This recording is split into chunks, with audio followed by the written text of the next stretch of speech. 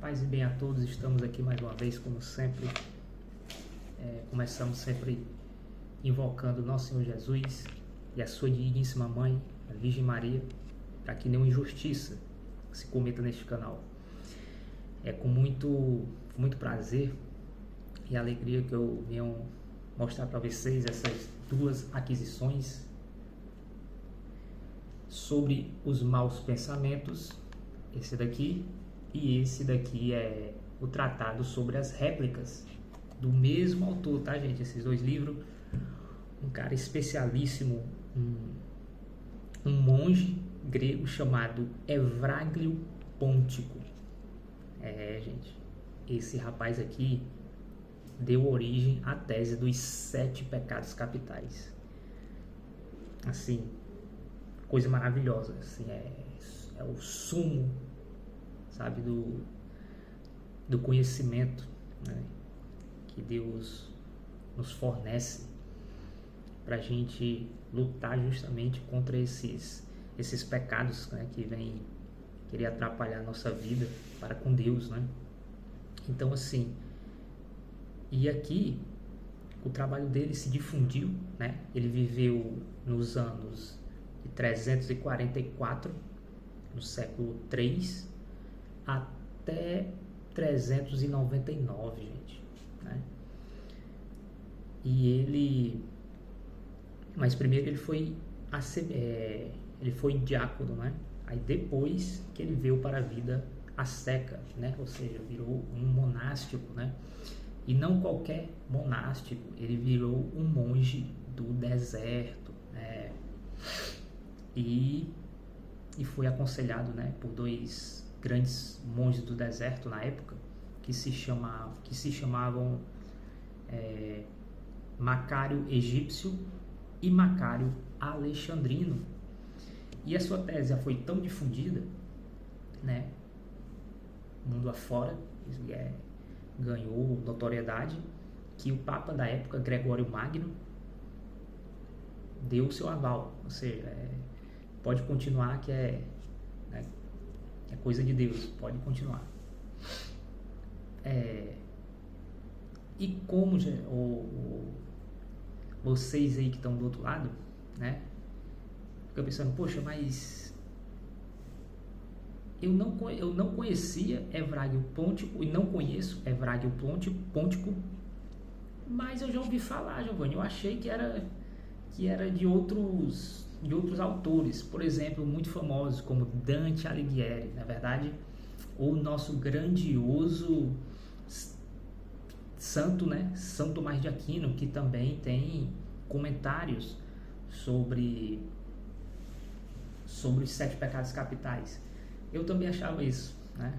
Eu conhecia mais esses dois, eu realmente não conhecia o próprio autor, né, que é o Evráglio Pôntico. Mas é assim, vivendo e aprendendo, né? Olha só o que ele fala aqui já nesse primeiro livro sobre os maus pensamentos. Isso aqui é o suprassumo, gente. Importante, aqui a editora Ecclesiae, ou seja,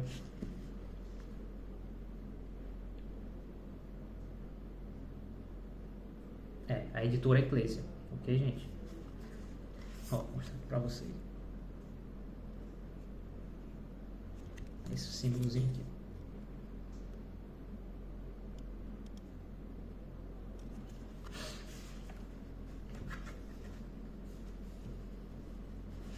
E logo no primeiro capítulo, coisas interessantíssimas. Olha só. Dentre os demônios que se opõem à prática, os primeiros a se apresentar ao combate são aqueles encarregados do apetite da gula. Olha só. Caí muito nesse daqui. Confesso para vocês. Quando a gente pensa de pecado, de tentação, o que vem à nossa cabeça? Pecados sexuais. É a primeira, ou seja, e o que geralmente vem em segundo? Poder, fama, glória, não é verdade? E a gente esquece que tem outros que vêm antes, que preparam o terreno. Ou seja, tem como eu fazer um edifício sem fazer a base no terreno? Roda o dedinho. Ou seja, são importantíssimos, né? Porque sem ele não há, o terreno não finca, né? Ou seja, o edifício não é fincado ali. Ou seja, se você vê essa tentação logo e cortar, morreu, acabou. Ou seja, o inimigo, ó, bate em retirada, não dá, né? Não dá para ele, porque aqui é onde tudo começa. E até você entender que o pecado da gula não é só quando você, eu vou comer 4 pizzas, vou comer 2 frangos, não. É quando você simplesmente não controla a sua fome, ou seja, você não controla a sua vontade. Você, não, estou com fome, mas vou fazer um jejum hoje, de 8 horas da manhã até 10 horas da manhã. Você não consegue fazer isso. Aqui já entra o pecado da gula. Você vê como é um detalhe, mas que vira a chave. Quando eu li isso aqui, virou a chave na minha mente. Puxa, é isso aqui, né? Porque é uma coisa pequena que tem a ver com alimentação, né? Poxa, mas eu vou deixar de comer porque eu vou ficar fraco, né? Porque esse é o pensamento. Ou seja, o inimigo, ele usa esse pensamento para que primeiro você não consiga ter controle nem sobre o seu apetite. Ou seja, se você não tem controle sobre o apetite, você não tem controle mais sobre nada. Essa é a verdade. É como eles pensam, o inimigo pensa. Olha só. Encarregados dos apetites da gula, os que nos sugerem a avareza e os que nos estimulam a procurar a glória humana. Viu?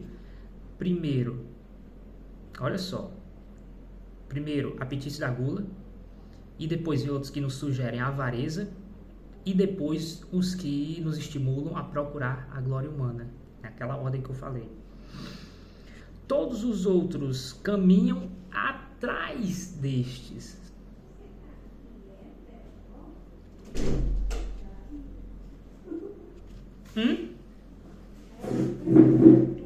Era a nossa convidada querendo entrar.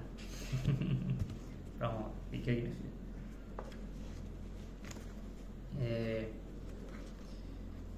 Então aqui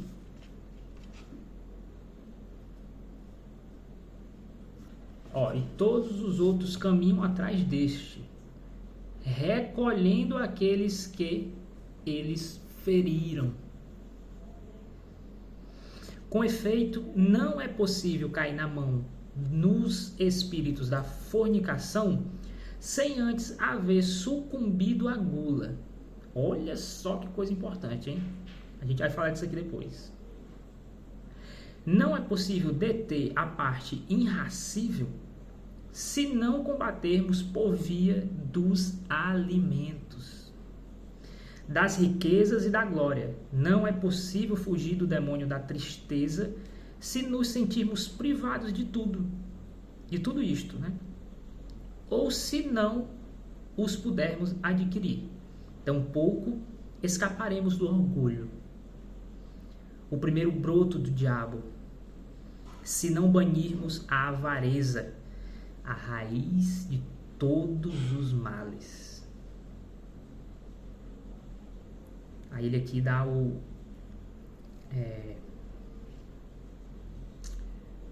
versículo, né? 1 Timóteo 6:10. Porque, como disse o sábio Salomão, a pobreza torna humilde o homem. Em poucas palavras, não é possível que ninguém sucumba ao demônio sem antes ter sido ferido pelos assaltantes da primeira fileira. É por isso que foram estes 3 pensamentos do que o diabo outrora apresentou ao nosso Senhor Salvador,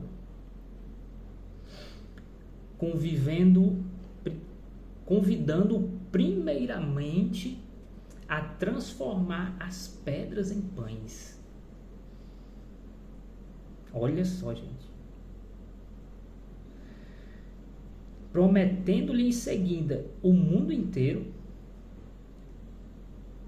e se ele se prostrasse para adorá-lo, e em terceiro lugar, dizendo-lhe, se ele o obedecesse, seria glorificado, por não sofrer dano algum de tal queda. Mostrando-se superior a estas tentações, nosso Senhor ordenou ao diabo que se retirasse. Com isto, ele nos ensina que não é possível afastar o diabo sem antes desprezar estes 3 pensamentos. Que maravilha, gente. Você viu a ordem? Gente, tudo tem uma ordem. E é importante isso aqui. Primeiramente, a primeira tentação que o diabo veio fazer a Jesus foi mostrar a glória. Eu te dou tudo isso aqui.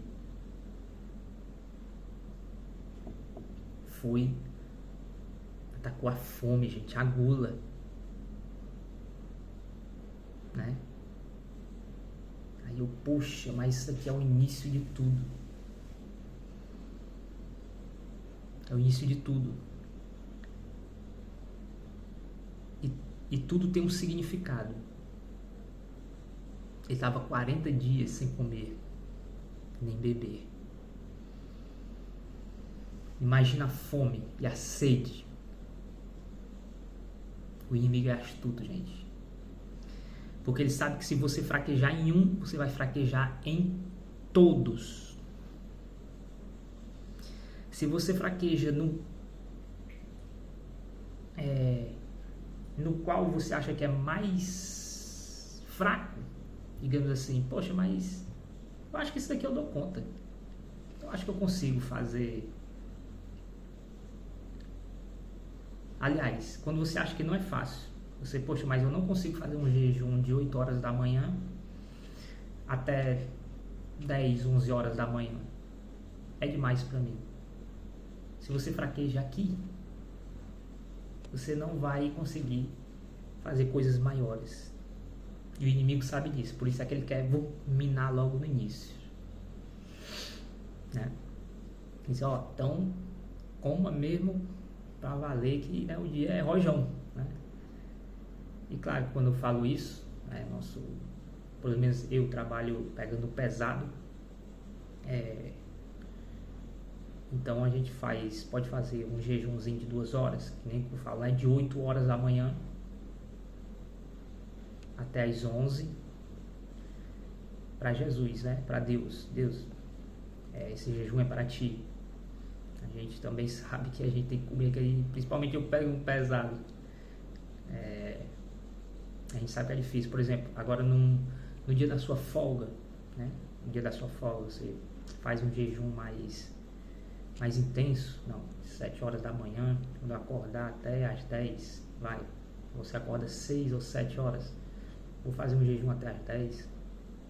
Você vai ver que é maravilhoso. E quando você consegue fazer isso, Deus vai te dando mais força, você vai conseguindo fazer coisas mais grandiosas.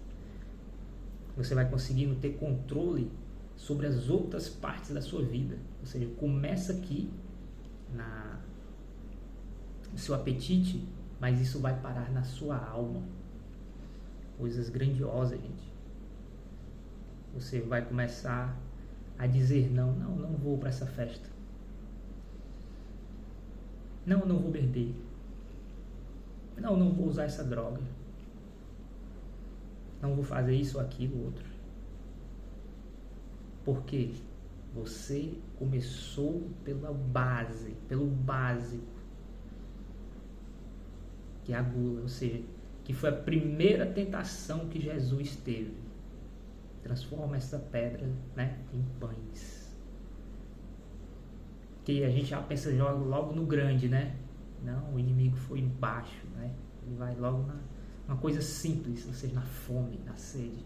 A necessidade básica do ser humano é muito forte. É muito forte. E hoje a obesidade no mundo tá aí, gente. Né? Enfim, isso daqui é só o primeiro capítulo, gente. Esse livro é sensacional. Com certeza vai virar um dos meus livros de cabeceira. Agora eu vou fazer um outro vídeo, né? Esse foi falando desse daqui, o tratado sobre os maus pensamentos, que ele vai falar aqui dos 7 pecados capitais, ok? E nesse outro vai falar sobre a réplica, ou seja, como combater, o que eu tenho que fazer, mostrando na Bíblia as passagens, coisa maravilhosa, ok? Então, fiquem com Deus e até daqui a pouco.